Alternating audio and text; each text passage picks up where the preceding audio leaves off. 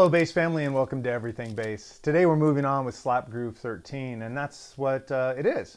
So at one point in my career I got hooked up with some phenomenal musicians and we were in an industrial metal band. And part of the reason the guitarist who was the founder of the band wanted me is because I did slapping and tapping. And he was more curious about how I would incorporate those techniques in an industrial metal setup. So I had to start thinking a little differently, think different about syncopations, be a little more heavy and plodding and in certain songs, and other songs super kinetic and fast, all downbeat oriented type things. And I came up with this groove.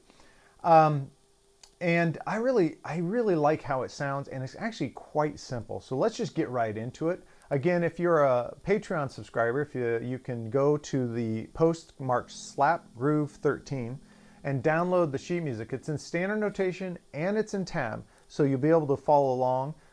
But if you're not a subscribing member, that's okay. I'll do my best to kind of describe what's going on. So the first thing we're doing is a simple quarter note open E. And it's got to be as big and round as possible because it's kind of the anchor to the groove. You hit that, and then that's kind of the plodding part of this. Then you pop with 2 fingers pop on the D and the G string, an E power chord, which is just the E and the B, basically E in a perfect fifth. So you're going literally 1, 2. Okay, now you hold that for a dotted eighth note, which gives us this little opportunity to, and it looks really weird. Maybe I shouldn't even go into it. But anyway, I'm basically tying that beat to a 16th note triplet.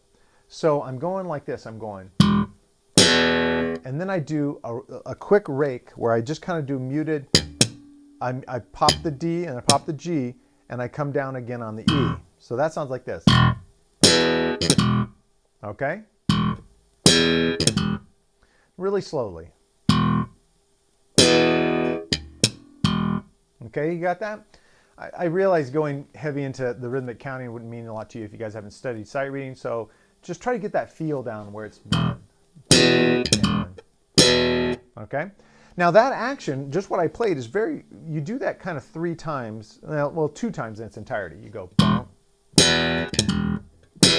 you do it again, but this time you're going to end. After you do that figure 3 times, instead of doing that rake, you're going to do this cool little thing. You're going to go, so.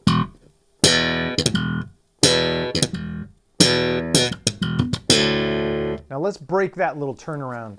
You start by doing there's a 16th note rest, then you do a pop on that B, then a quick E open, a left hand clap, then a muted thumb, and you come back up with an open D and a 2nd fret A.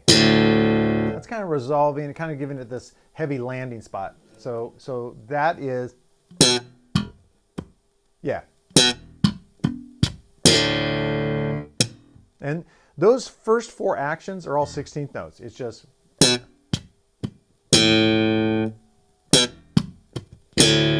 So let's put it in context so you can kind of hear the whole flow.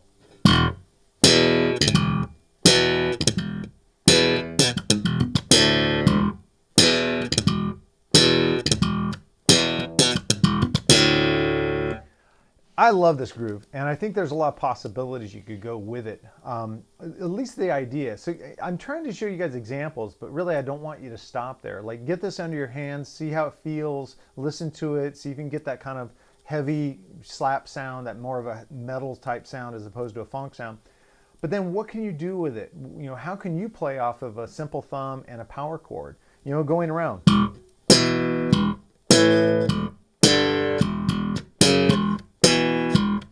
I mean, I'm just improvising, but you get the idea. Just playing off of popping a chord underneath a simple thumb and see what you can come up with.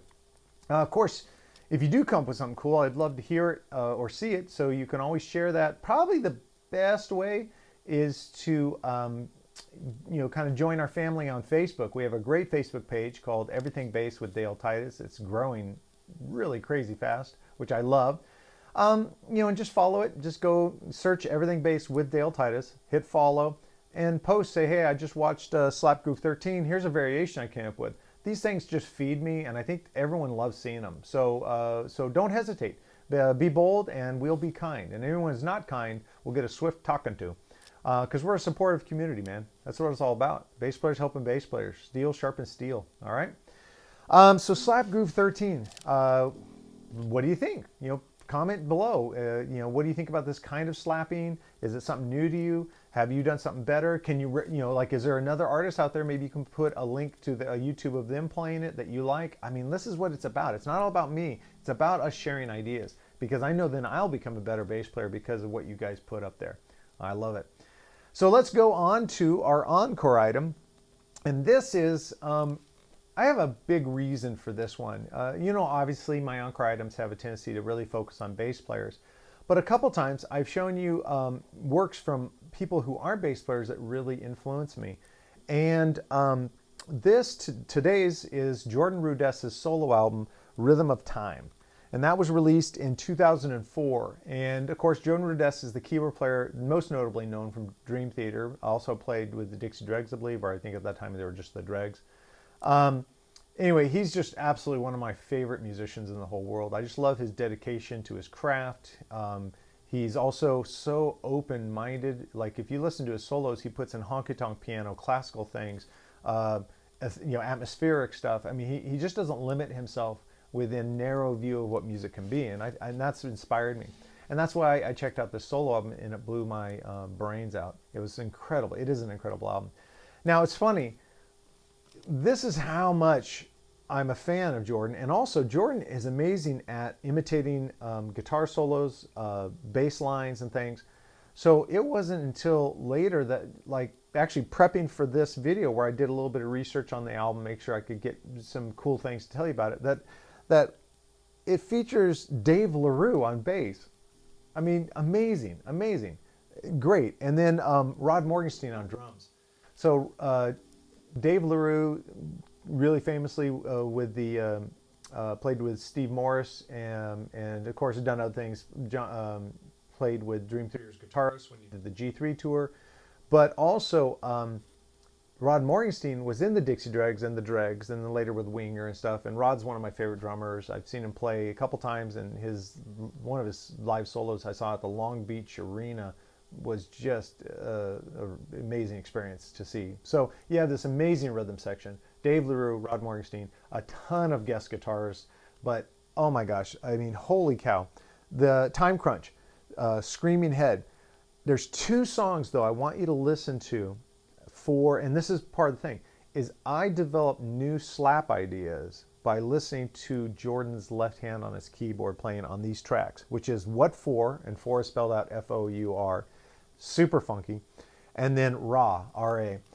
Listen to those tracks, and they should give you new information about how to, if you're in a rut slapping, you feel like you're always playing the same slap lines, maybe a cool thing is to not really focus on bass players, but focus on other people.